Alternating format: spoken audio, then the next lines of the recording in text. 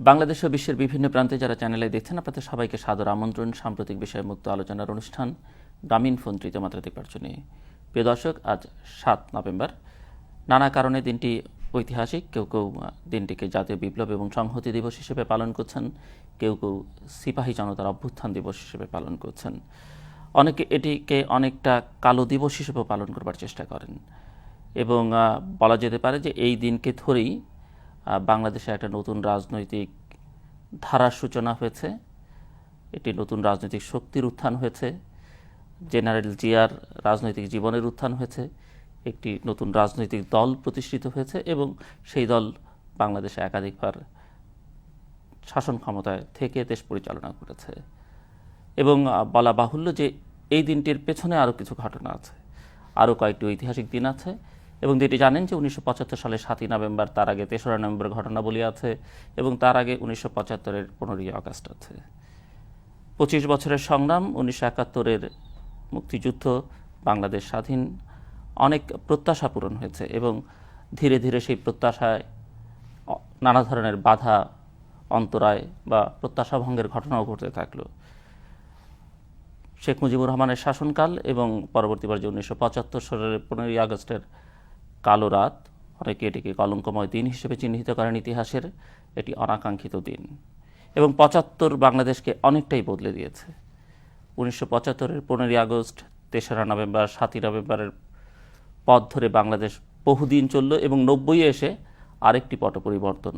বাংলাদেশ একটা গণতান্ত্রিক ধারায় প্রবেশ করলো, সংসদীয় গণতন্ত্রের ধারায়, এবং ১৫ বছরের শাসন, সেটি আজকের বিবেচনা আবার অনেক অনাকাঙ্ক্ষিত একটি শাসনকাল আমরা দেখলাম এবং ১১ই জানুয়ারি বাংলাদেশকে আবার নতুন করে বদলে দিতে শুরু করলো। এই সব ঘটনাবলী নিয়ে কথা বলবার জন্য, ইতিহাসের এই নানান অধ্যায়, অজানা অধ্যায়কে জানবার জন্যে আমরা ১৯৭৫-এর নানান পট পরিবর্তনের সঙ্গে ওতপ্রোতভাবে সংশ্লিষ্ট একজনকে আজকে স্টুডিওতে আমন্ত্রণ জানিয়েছি। দর্শক মণ্ডলী, আজ যার সঙ্গে আমরা কথা বলবো তিনি বাংলাদেশের মুক্তিযুদ্ধে অংশ নিয়েছেন। এই মুহূর্তে তাকে বলা যেতে পারে যে ১৫ই আগস্টের রাজনৈতিক হত্যাকাণ্ডের দায় কাঁধে নিয়ে দীর্ঘদিন যাবৎ দেশে বিদেশে চলাচল করছেন। তিনি একজন মৃত্যুদণ্ডপ্রাপ্ত আসামি এবং ফেরারি আসামিও বলা যায়। দর্শক মণ্ডলী, আমাদের আজকের অতিথি অবসরপ্রাপ্ত লেফটেন্যান্ট কর্নেল খন্দকার আব্দুর রশিদ। কেমন আছেন আপনি? জি, আমি আপনাদের দোয়া এবং বাংলাদেশের জনগণের দোয়ায় ভালোই আছি। তবে প্রতিটি মুহূর্তেই বাংলাদেশের কথা এবং বাংলাদেশের জনগণের কথা মনে আসে। আর আজকের এই অনুষ্ঠানের জন্য আপনাকে অশেষ ধন্যবাদ। কারণ ১৯৭৫ সাল থেকে নিয়ে এই পর্যন্ত সত্যিকার অর্থে ১৫ই আগস্টের ঘটনাগুলো, তার আগে সেটা কিভাবে সংগঠিত হয় এবং পরবর্তীতে কী ধরনের নানাভাবে যে বিট্রিয়াল হয়েছে, সেগুলির কথা বাংলাদেশের জনগণ জানেন না এবং সেই সত্যি কথা আজ পর্যন্ত সময় ও সুযোগের অভাবে বলাও হয়নি। সুতরাং আজকে আমিও মনে করি বাংলাদেশের যে বর্তমান পরিস্থিতি, সেই পরিস্থিতি বাংলাদেশের রাজনীতিতে যারা রাজনীতি করে আসছেন তাদের সবাইরই মুখোশ পুরোপুরিভাবে খুলে গেছে। সেজন্য আজকে আমার মনে হয় যে এই সত্যি কথা বলার সুযোগ এসেছে এবং দিন এসেছে এবং আমি বিশ্বাস করি এতে বাংলাদেশের জনগণ উপকৃত হবে। ব্যক্তি স্বার্থে আমি আগেও কোনোদিন কোনো কিছু করিনি এবং এখনও ব্যক্তি স্বার্থ হিসেবে চিন্তা করে আমি কিছুই বলিনি। আমার জিজ্ঞাসা যে একটি হত্যাকাণ্ড তার দায় স্বীকার করে নিয়ে এবং মৃত্যুদণ্ড মাথায় নিয়ে অনেকটা ফেরার জীবন পালন করে আপনি কিভাবে ভালো আছেন?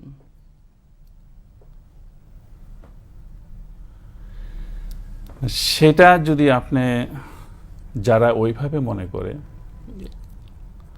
কারণ আমি নিজের অন্তরে আমার যে নিজস্ব বিশ্বাস এবং আমি মুসলমান হিসেবে আল্লাহর কাছে সব কিছুর জন্য দায়ী। সুতরাং সেই হিসাবে আমি যখন চিন্তা করি যে আমি ভালো থাকার পেছনে আমার একটাই চিন্তা যে আমি এমন কোনো কাজ করিনি যার জন্য বাংলাদেশের কোনো নাগরিক এবং বাংলাদেশের জনগণ বা বাংলাদেশ কোনো ক্ষতিগ্রস্ত হতে পারে, এবং এই কারণগুলো আমার অতটুকু আত্মবিশ্বাস আছে আমি তার জবাবদিহি জনগণের কাছে অনেকে অনেকভাবে নিতে পারে, কিন্তু এই জবাবদিহি আমি আল্লাহর কাছেও করতে পারবো যে আমার আন্তরিকতার মধ্যে কতটুকু সত্য ছিল। সুতরাং সেই জিনিসটাই আমাকে এত কিছু ধাক্কা খাওয়ার পর অনেক ভাবে পারিবারিক অসুবিধা এবং যেভাবে ক্ষতিগ্রস্ত করা হয়েছে, অন্যভাবে চিন্তা করলে ভালো না থাকারই কথা, কিন্তু আমার মনের জোর আছে বলেই, আমার আত্মবিশ্বাস আছে বলেই, এবং আমি সবসময় সত্যকে নিয়ে চলছি বলেই, এবং তারই সাথে আমি বলবো বাংলাদেশের জনগণের অধিকাংশ জনগণের ভালোবাসা আছে বলেই এবং আমার প্রতি তাদের দোয়া আছেই বলেই আমি ভালোই আছি বলবো। জি, এখন সেই অর্থে কোনো টেনশন বোধ করছেন এবং মনে করছেন যে ঝড়ঝঞ্ঝা মানুষের সব মানুষের জীবনেই থাকে, যেটুকু আছে সেটুকু দিয়ে যে বাকি জীবনটা পার করে দিতে পারবেন? জি, ইনশাল্লাহ অতটুকু মনের জোর আমার আছে। যত কষ্টই নিতে হয় নাই কেন, যত রিস্ক আগেও নিয়েছি, বরঞ্চ আগের তুলনায় ইন্ডিপেন্ডেন্স ওয়ারের তুলনা যদি আপনি নেন, সেখানেও একটা লাইফের ধাক্কা। স্বাধীনতা কবে হবে, স্বাধীনতা যুদ্ধে আপনি মরবেন কি বাঁচবেন, তাছাড়া 15ই আগস্টই ধরেন, 15ই আগস্টে আপনি মরবেন কি বাঁচবেন, এটা হবে কি হবে না, তার কোনো নিশ্চয়তা নেই। তো সেই জন্য বরঞ্চ এখন যা আছে সেটা তো আপনার ওদের চেয়ে তুলনামূলকভাবে রিস্ক অনেক কম। সুতরাং সেই হিসাবে আমি কোনো চিন্তাই করছি না, কারণ আমি অতটুকু বিশ্বাস করি, যদিও আপনি বলেছেন যে আপনি মৃত্যুদণ্ড প্রাপ্ত, তো আমি বিশ্বাস করি যে মানুষের জীবন এমন একটা জিনিস যে যা কিছুই করুক না কেন কিছুই করতে পারে না, একমাত্র আল্লাহ যেদিন চাইবেন, যে সময়টুকু চাইবেন সেই দিনই হবে এবং সেইভাবেই হবে। তার 1 মিনিট আগেও কেউ করতে পারবে না, তার 1 মিনিট পরেও কেউ করতে পারবে না। 1975-এর 15ই আগস্টের পরে আপনি টেলিভিশনে মুখোমুখি হয়েছেন কবার? 75-এর পরে টেলিভিশনের মুখোমুখি আপনার একবার ইলেকশনের সময় CNN এর ইন্টারভিউ ছিল, 1979 সালে, 1979 সালে। 1979 আর তার আগে আপনার একটা ছোট ইন্টারভিউ নেওয়ার কথা ছিল, যেটা টনি মাসকারেনাস করেছিল, সেটার মধ্যে অ্যান্থনি মাসকারেনাস। তো সেখানে ফারুকের ইন্টারভিউই নেওয়া হয়েছিল, ফারুকই যোগাযোগ করেছে এবং ওর সাথে ইন্টারভিউ দিয়েছে। আমাকে বলার পরে আমি যখন প্রথমবার ওর সাথে কথা হয়, আমি ব্যক্তিগতভাবে তাকে পছন্দ করিনি, সেই জন্য আমি বেশি কিছু বলা আমি ভালো মনে করিনি, এবং সেই জন্য সত্যিকারভাবে বলাই হয়নি, খোলামেলাভাবে কোনো কথাই হয়নি। বিবিসি টেলিভিশনে প্রচার হয়েছে না, ওটা একটা স্পেশাল প্রোগ্রাম ছিল, ওয়ার্ল্ড ইন অ্যাকশন। তো সেইখানে হয়তো সেই করেছে এবং সেটা আমি দেখিও নাই। আর তার পরবর্তীতে সে যখন বই লেখে, সেই বই তো আপনি পড়লে দেখবেন আমার লিগ্যাসি অফ ব্লাড, আমার ব্যাপারে এমন কোনো কিছু তার বলার ছিল না, যেহেতু আমি বলি নাই এবং সেই জন্য সে বলেও নাই।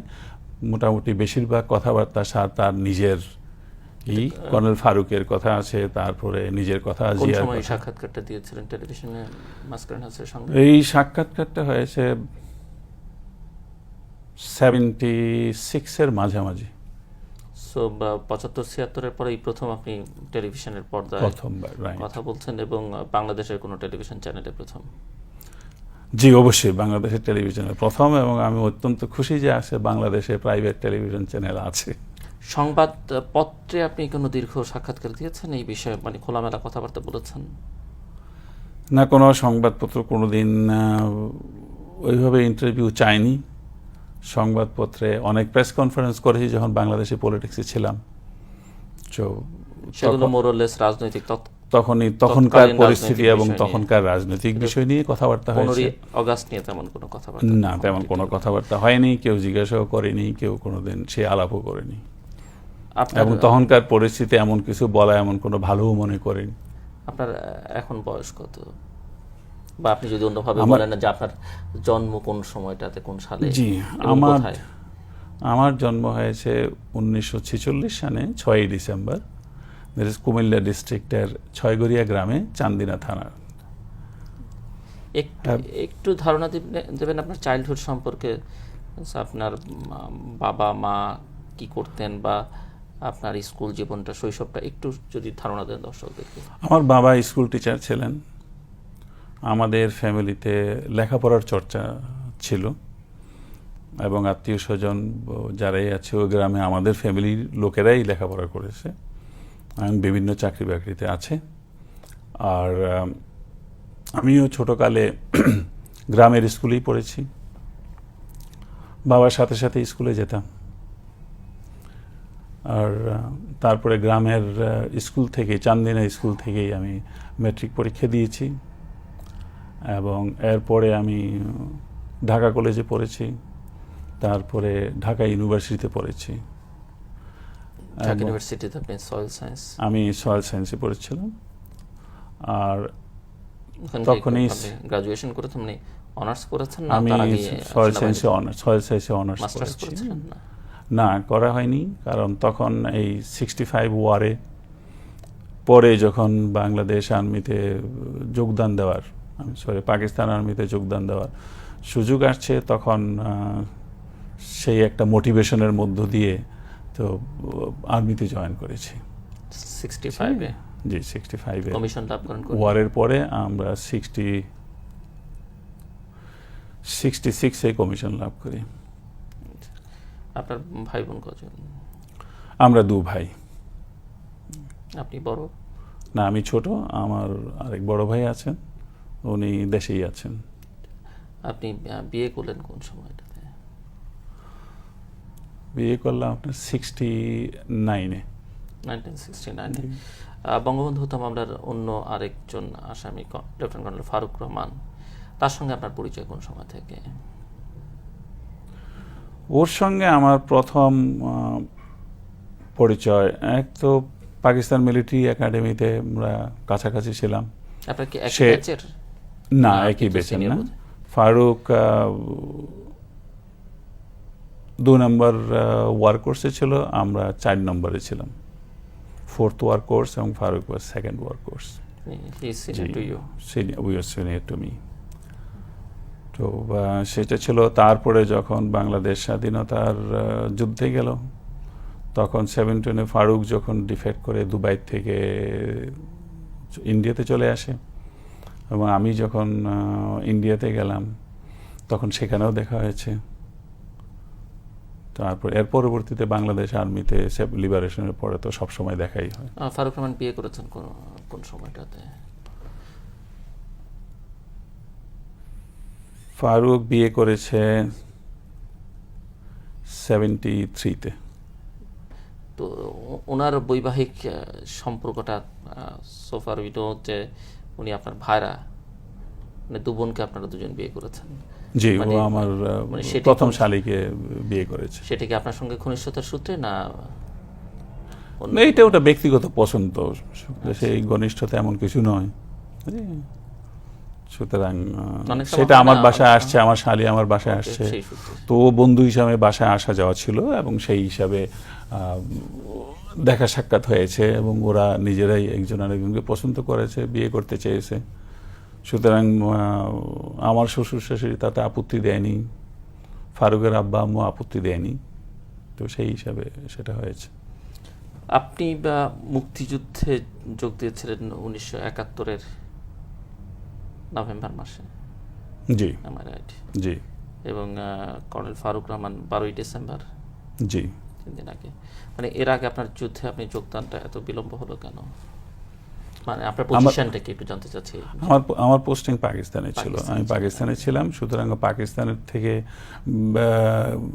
গিয়ে মুক্তিযুদ্ধে জয়েন করা অত সহজ কাজ ছিল না, যার জন্য দেখেছেন পাকিস্তানে পোস্টিংয়ে যারাই ছিল বাঙালি তারা সবাই বেশিরভাগ এখানেই রয়ে গেছে, এবং হাতে গোনা 5-6 জন ছাড়া কেউ সেখানে গিয়ে কলিয়ে উঠতে পারেনি। সুতরাং আমি মনে করি আমি একজন লাকি যে শেষের দিকে হলো আমি আমার স্বাধীনতা সংগ্রামে যোগদান করতে পেরেছি। আপনি পাকিস্তান থেকে এসে কিভাবে যুদ্ধে যোগদান করলেন? আমি শেষের দিকে অক্টোবর মাসে আপনার ছুটিতে যাই, ছুটিতে গিয়ে আমি ভারতে চলে যাই, আর ফেরত আসিনি। ভারত থেকে জয়েন করেন যুদ্ধে। জি। ফারুক রহমান সাহেবটা জানা আছে আপনার, যে উনি তো 12ই ডিসেম্বর যোগ দিয়েছিলেন, উনি কিভাবে যোগ দিয়েছিলেন? ফারুক সে পাকিস্তান আর্মির থেকে ডেপুটেশনে আবুধাবিতে ছিল। আচ্ছা। এখন আবুধাবির থেকে তার ভারতে চলে আসতে কেন বিলম্ব হয়েছে আমি জানি না, তবে আসার ইচ্ছা ছিল বলে সে তার রাস্তা খুঁজে বের করেছে, এবং সেই হিসাবে সে যখনই সুযোগ পেয়েছে নিশ্চয়ই তখনই সে আসতে পেরেছে। আপনি কোন সেক্টরে ছিলেন? আমি ছিলাম আপনার জেড সেক্টরে।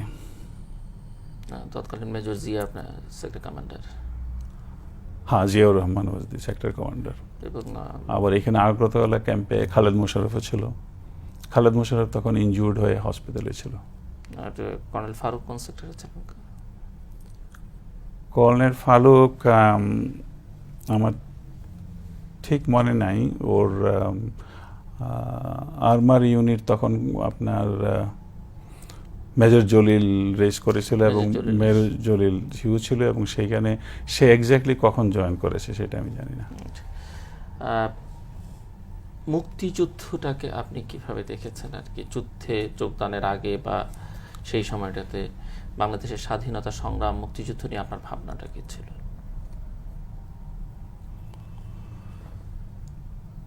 সেই ব্যাপারে আমার অনেক চিন্তাই আমি করেছি।